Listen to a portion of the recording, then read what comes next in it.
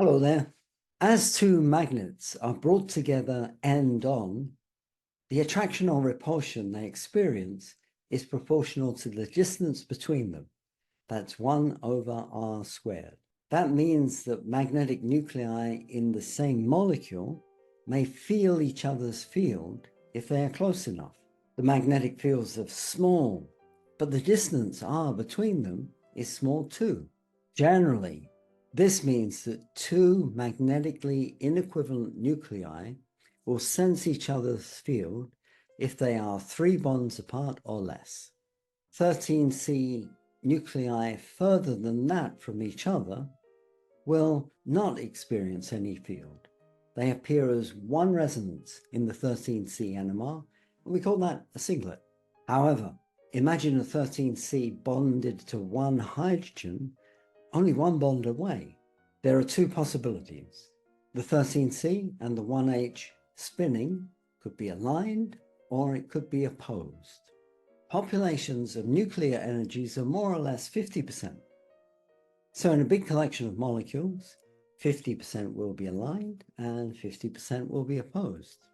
That means that when a sample is placed in a big magnetic field, B0, the magnitude of the perpendicular pulse that must be applied to flip the 13C between aligned and opposed states will be different by a fixed energy, and we can measure that in Hertz.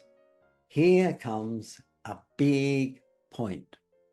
When one proton is attached to 13C, that 13C will appear as two resonances, one a little bit less than the original chemical shift and one a little bit more.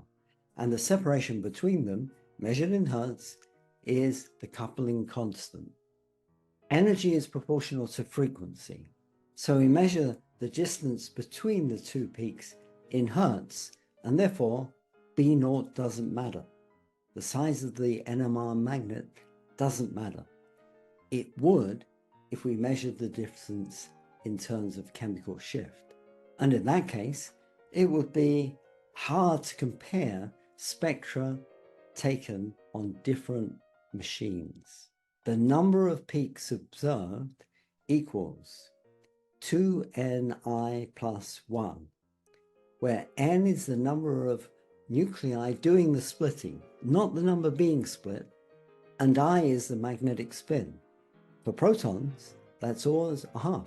For 13C being split by protons nearby, the equation 2Ni plus 1 simplifies to 2 times N times a half plus 1 equals N plus 1. For 13C, split by one proton, N plus 1 is 2. And that's what we predicted. The equation predicts for a carbon-13 split by 2 protons, then N plus 1 is 2 plus 1, 3. We call that a triplet. Let's see if that's the same result we get just by reasoning things through. There is one chance that both protons will be aligned, and one chance that both protons will be opposed, and 2 chances that one will be aligned and one will be opposed. Triplet is something we predict then, and something the equation doesn't comment on. The intensities of that triplet we predict will be 1 to 2 to 1. Incidentally, predicted intensities follow Pascal's triangle. 1 for a singlet, 1 to 1 for a doublet, 1 to 2 to 1 for a triplet, and more on that later. The spacing of the 3 peaks in a triplet is JCH, the coupling constant for that system. Too easy, huh? Well, then let's see how 13C coupled to 3 equivalent protons looks.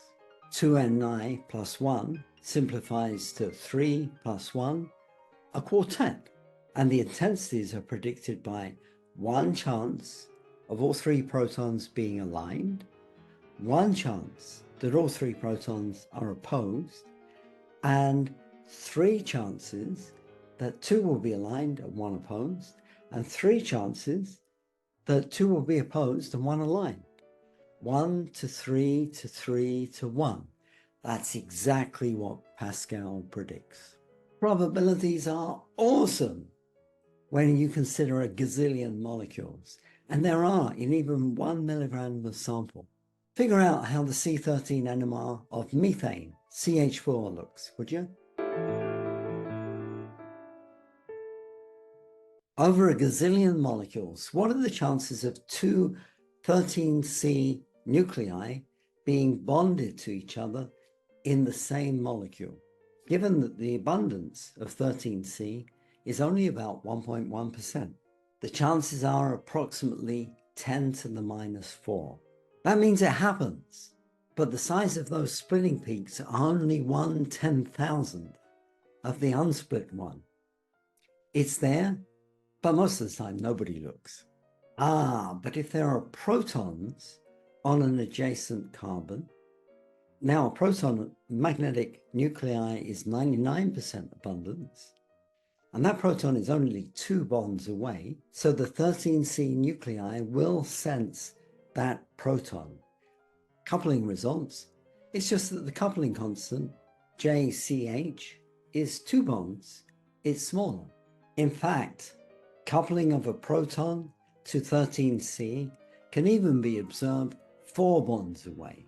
And that's really useful for advanced applications, but not so much for introductory organic chemistry. Now, after all that, I'll tell you something devastating. I put my hand on my heart and say, most of the time, the proton coupling to carbon is removed. What? After all that? Well, it isn't always. They can be observed if you'd like, and that information is valuable. Coupling is even more precious when a proton is in the same molecule with an inequivalent proton. Proton-proton coupling is very informative, and that's the subject of my next video.